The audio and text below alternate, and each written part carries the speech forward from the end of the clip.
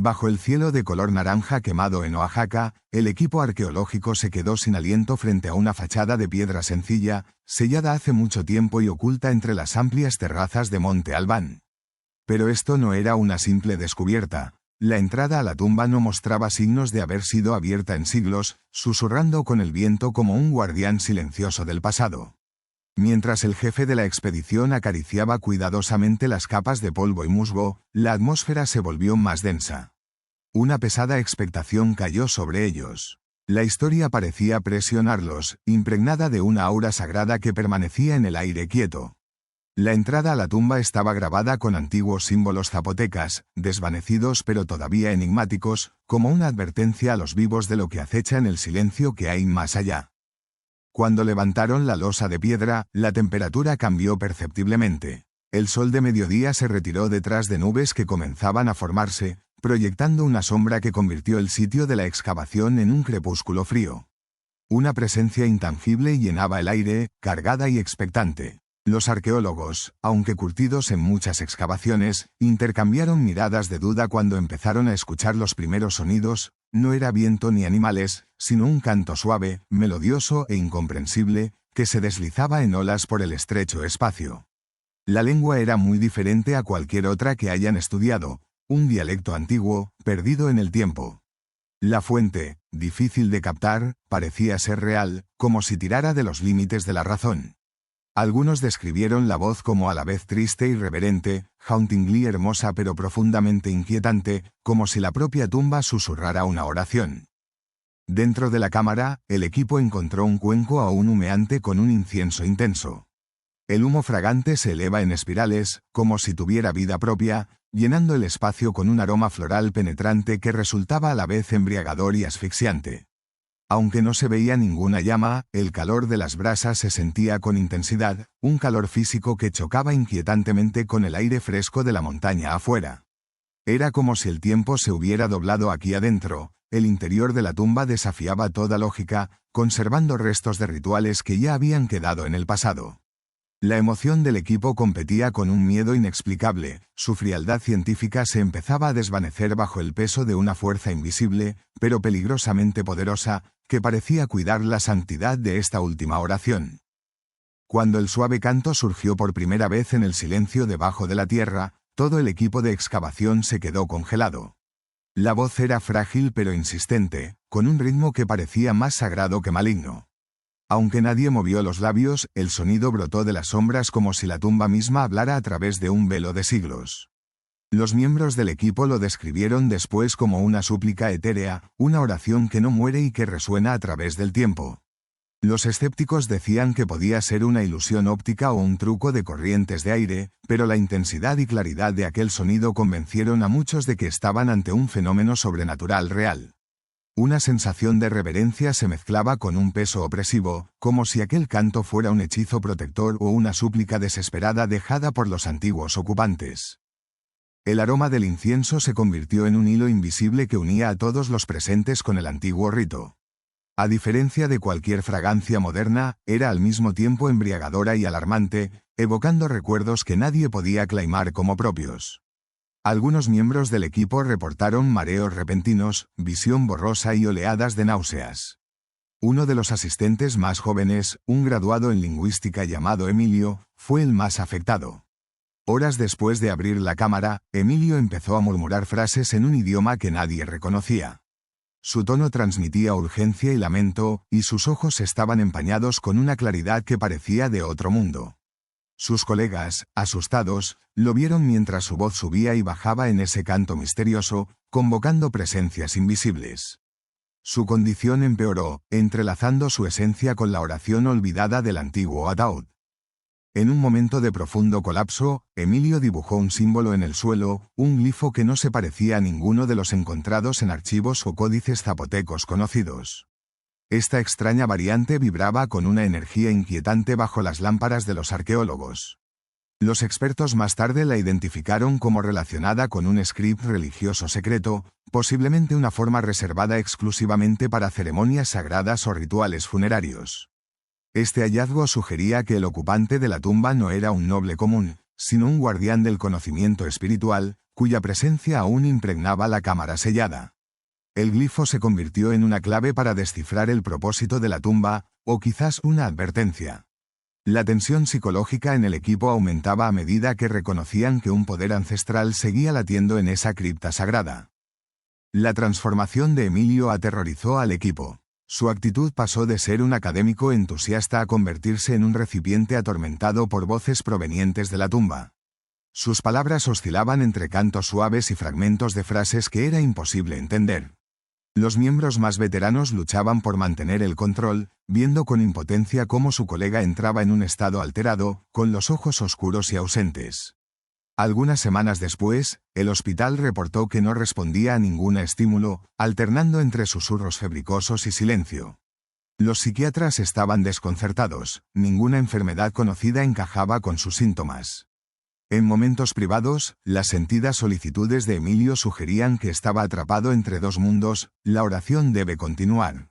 No puede terminar. Su mente, parecía, estaba atada por un hilo invisible al ritual ininterrumpido de la tumba. El equipo restante luchaba por mantener la fe en la ciencia mientras el temor palpable infectaba el lugar. La alegría y camaradería que los había unido se convirtió en silencio tenso y miradas desconfiadas. Muchas personas tuvieron insomnio, atormentadas por cánticos etéreos que resonaban en sus mentes. Algunos grabaron fenómenos extraños, manchas de frío cerca de la entrada de la tumba, sombras fugaces que parecían humanas pero desaparecían al acercarse, y escalofríos inexplicables a pesar del calor de Oaxaca. Estas apariciones pusieron los nervios a flor de piel, y pronto surgieron debates acalorados sobre si seguir o no con la excavación. Los guías locales susurraban sobre antiguas maldiciones que protegen esos terrenos sagrados, exhortando al respeto y la cautela. Pero los arqueólogos estaban atrapados en medio de un torbellino, entre la incredulidad y experiencias que no podían negar. La tumba se convirtió en un punto de tensión psicológica y temor espiritual. La línea entre lo material y lo sobrenatural desapareció cuando los integrantes del equipo confesaron sentir que estaban siendo observados, como si ojos invisibles penetraran en sus almas. Lo que empezó como una simple excavación se transformó en un ritual involuntario, como si hubieran despertado al guardián dormido de la tumba. La antigua oración, suspendida en el tiempo, exigía respeto o la venganza. El miedo crecía debajo de la superficie, inquietando no solo los cuerpos, sino también las creencias, obligando incluso a los escépticos más duros a enfrentarse a la idea de que algunas oraciones nunca terminan realmente, permanecen resonando eternamente, uniendo el pasado y el presente en una danza frágil y temerosa. Después de días llenos de extrañas manifestaciones y el deterioro del estado de Emilio, el equipo se reunió en una reunión pesada bajo un cielo marcado por moretones. La decisión fue unánime pero cargada de tristeza: sellar la tumba para siempre. El aire se sentía cargado de tristeza y alivio al mismo tiempo. Volver a colocar la losa de piedra fue como cerrar una tapa frágil sobre una caja de Pandora que temblaba justo debajo de sus dedos. El proceso se realizó con respeto. Las brasas de incienso que quedaban se dejaron consumir lentamente y se colocó una pequeña piedra, de manera tosca, con inscripciones en zapoteco y español, que decía: no molestar la última oración. Esa inscripción era un pacto sagrado con la historia, un reconocimiento de que algunos misterios llevan sus propios límites sagrados, fuera del alcance de la interferencia humana. El acto simbólico se extendió más allá del sitio de excavación. La noticia del hallazgo se propagó en silencio entre arqueólogos y comunidades locales, como una confesión susurrada de que, a veces, el respeto por la herencia espiritual es más importante que la sed de conocimiento. Algunos ancianos zapotecos tradicionales vieron el cierre como una forma de devolver el equilibrio, afirmando que la última oración pertenecía a los espíritus, no a los curiosos. Les recordaron a los foráneos que Monte Albán era una memoria viva, donde los ecos de los ancestros exigían discreción. Las leyendas crecieron alrededor del evento, mezclando relatos académicos con tradiciones orales, consolidando la tumba como un espacio sagrado, intacto y sagrado. Desde el punto de vista psicológico, la excavación dejó una huella imborrable. Los testigos hablaron de una sensación persistente de inquietud, de pesadillas recurrentes y de una nueva humildad ante las fuerzas que se esconden en sitios ancestrales. La recuperación de Emilio fue lenta, y todavía se le escapaban fragmentos de aquel canto misterioso en su forma de hablar. Otros comenzaron a sentir una sensibilidad cada vez mayor a presencias espirituales, como si la línea entre el pasado y el presente seguía siendo delgada. El sellado de la tumba no fue un final, sino un umbral, una invitación eterna a respetar la profundidad de lo desconocido y el precio de perturbar ritos sagrados. La última oración se escuchó, pero a un costo que nadie olvidaría. Hasta el día de hoy, la tumba sellada en Monte Albán sigue siendo un símbolo poderoso tanto para la comunidad arqueológica como para la paranormal, un testimonio de cómo la historia y el misterio se entrelazan. Los investigadores de lo desconocido hablan de un evento raro en el que fenómenos espirituales se mezclaron de manera palpable con la investigación rigurosa en el campo, desafiando las líneas claras entre la ciencia y lo sobrenatural. La historia de la última oración ha inspirado un nuevo respeto por las prácticas espirituales indígenas y por esas fuerzas invisibles que quizá habitan en las antiguas tumbas. Nos recuerda a todos, investigadores y visitantes, que algunos rituales están destinados a trascender el tiempo, uniendo a los vivos con lo eterno en un solemne pacto. En Oaxaca, esta historia se ha convertido en parte de la cultura local, enriqueciendo las leyendas de Monte Albán con un mensaje de respeto y cautela. Cuentan que no hay que molestar lugares sagrados, una lección que se refleja en la simple piedra de advertencia de la tumba. La herencia zapoteca y las creencias actuales siguen moldeando la forma en que las comunidades ven estos sitios ancestrales, no son solo reliquias antiguas, sino santuarios vivos donde el pasado susurra entre incienso y cantos.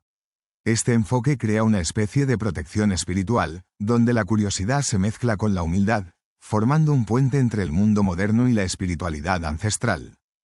Al final, la última oración de Monte Albán nos desafía a reflexionar sobre los límites de la realidad y las dimensiones invisibles que atraviesan nuestra experiencia humana.